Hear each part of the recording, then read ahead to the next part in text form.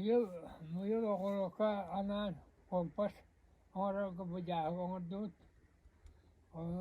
Alatin hasan dut. Sina alatin salak. Beraktak, berakti betul ya.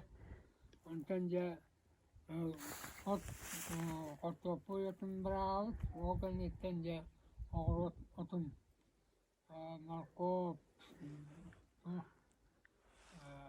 Augusto atun jasin ya sebetakterin. Soy berani ya takut.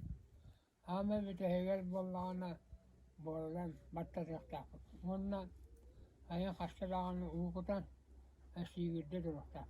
Bu anlara tu kompas bollana mental anlara titten orang wangun okulok kokuta.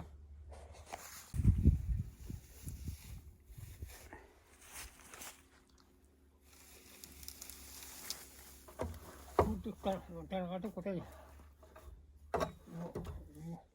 Bu mau kota.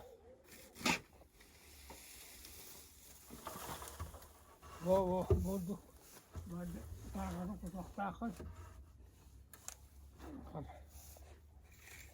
Karena hayan Tuhan nak pikir ini berat aja. Kota keranggut mana waktu berata.